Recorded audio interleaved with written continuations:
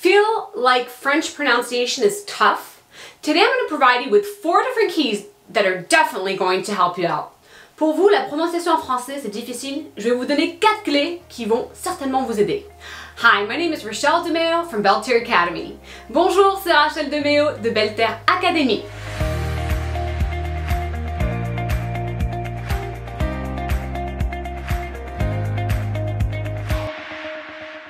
One of my Instagram followers asked me how to improve her pronunciation. She already follows some of my videos and has been using some tools, but she really wants to get down to the nitty-gritty and know how to really master French pronunciation, which can be very tough for English speakers or Spanish speakers or people that speak a different language than French. So today I'm going to provide her and you with 4 keys that will definitely help you out.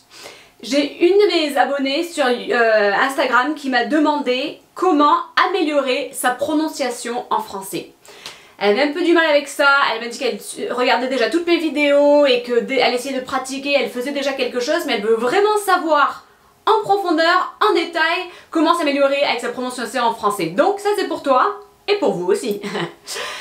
So, 4 keys, let's jump in.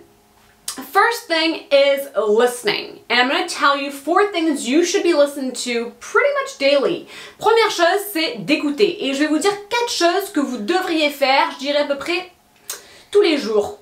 Voilà. So, first thing is you want to listen to French music. Find the genre, the genre of music that you like, but listen to it in French. Première chose, c'est d'écouter la musique, mais en français. Donc, choisissez le genre de musique que vous aimez déjà, et trouver donc des playlists avec ce même genre de musique. Second thing is you want to watch movies or TV in French. Find a show that you like. Find several shows that you like, but that really help you hear the French pronunciation. Donc deuxième chose, c'est de trouver des films ou regarder la télé, mais en français. Cherchez peut-être, je sais pas, peut-être que vous avez quelque chose que vous aimez particulièrement regarder, et bien justement, regardez ce que vous aimez regarder, mais encore une fois, vous le faites en français. Third thing are podcasts. Maybe it's motivational stuff or anything, but just find some podcasts, even TED Talks, but that are in French. Troisième chose, vous allez écouter des podcasts, peut-être que c'est quelque chose, un discours qui est un peu motivant ou autre, quelque chose que vous aimez déjà, donc qui vous passionne, ou même des TED Talks, et des TEDx, il y en a des paquets en français, mais donc vous allez suivre des podcasts en français. And the 4th thing is to find different types of shows that may be short, maybe it's small video clips, but that you can watch there in French. It might even be my own videos. But you want to hear enough of that French pronunciation. Even if it's just for a few minutes a day, something that you're doing towards it. It could also be in the form of an audiobook.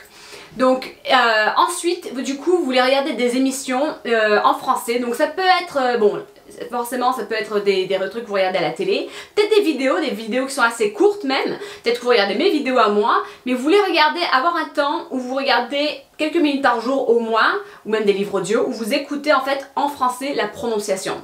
So that first part is just kind of input, but you definitely want to have that so that you're hearing it enough to pronounce correctly.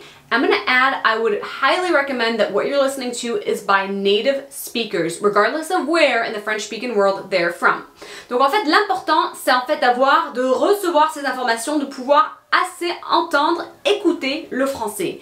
Et je dirais même que ce serait important que cette personne, ou ces personnes que vous écoutez, soient natifs, représentant le monde francophone, hein, on est bien d'accord.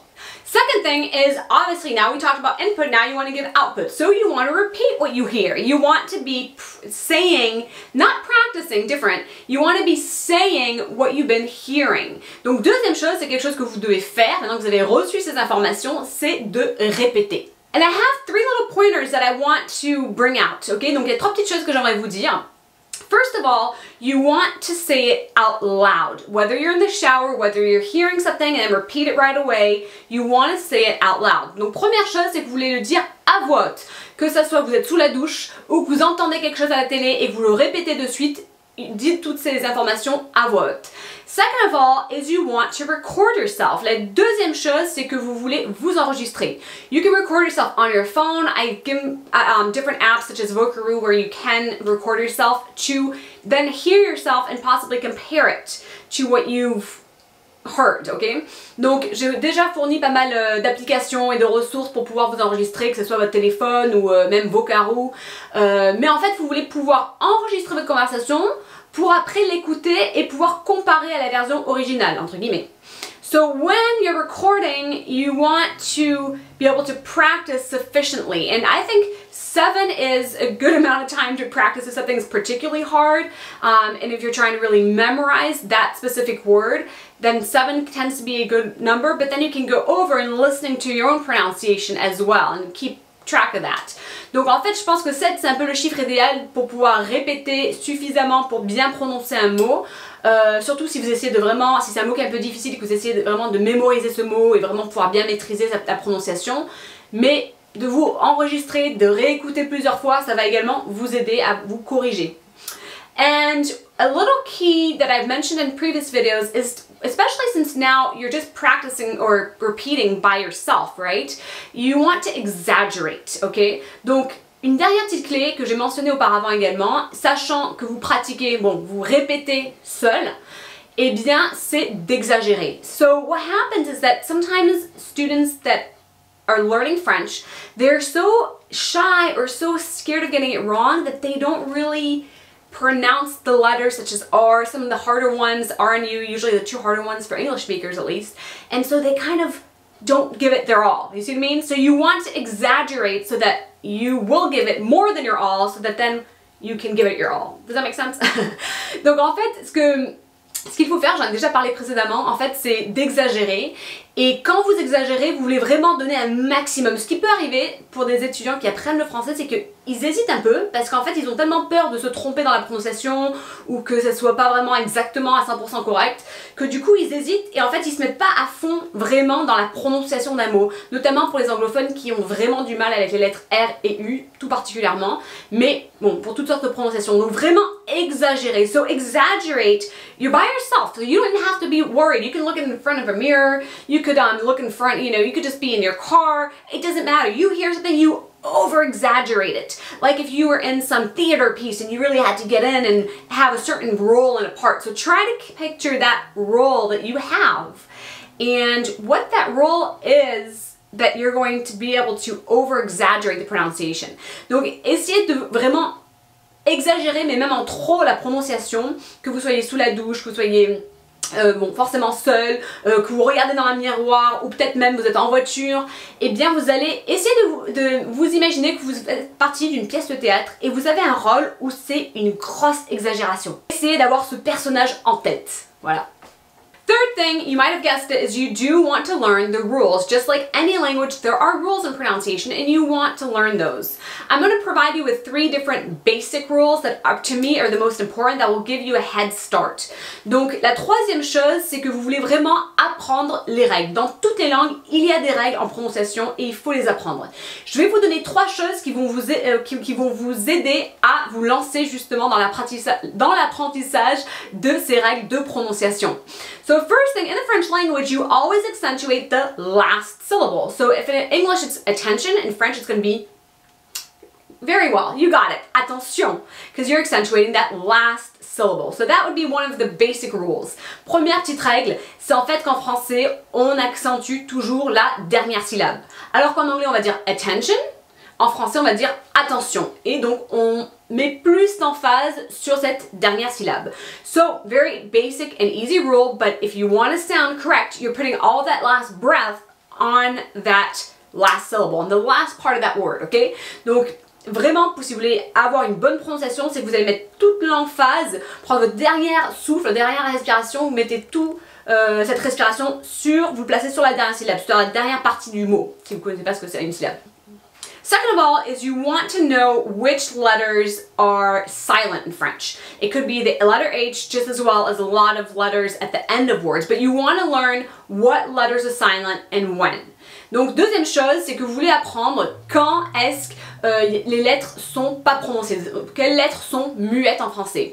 Que ce soit la lettre H ou peut-être des lettres à la fin d'un mot, il y a des règles, donc apprenez-les. Third thing is you want to learn those blended sounds like the O, the en, the on. You want to learn how those sound when you have 2 letters or 3 letters that come together that are going to be different than when they're apart.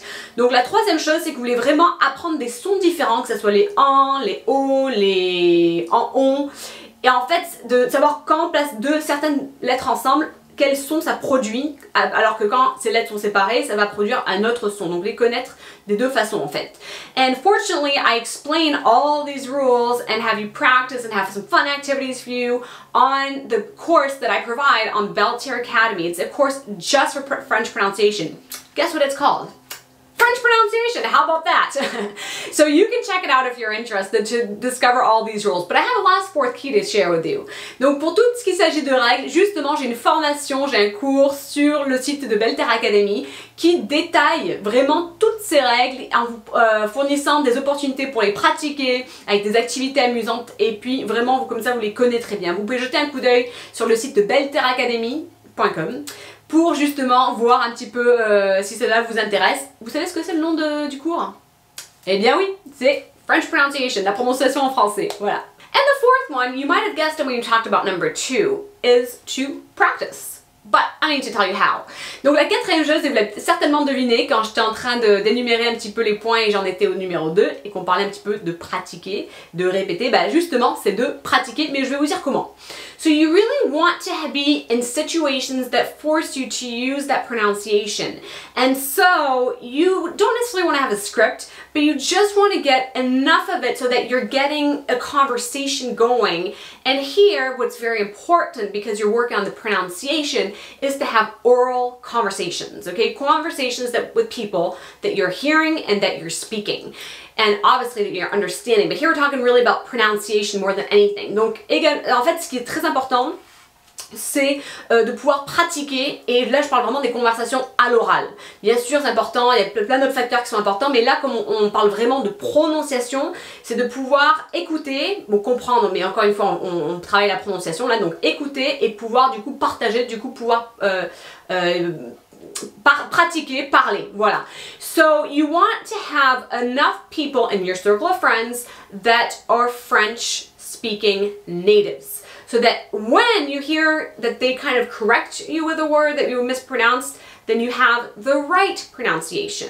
Donc en fait, dans votre cercle d'amis, il faut vous assurer que vous avez assez de francophones natifs pour que quand vous potentiellement faites une faute, eh bien cette personne ou ces personnes peuvent vous corriger et vous pouvez entendre vraiment la prononciation qui est bonne. What happens, sadly, a lot of times with pronunciation, whether you're taking classes or whether you're practicing, is that if you're not practicing with native people, you're learning their accent. And then imagine if you're teaching that to somebody else, then it's really going to be tough pronunciation-wise. So you want to make sure that that person has a pronunciation that is from that country, okay, the French-speaking world.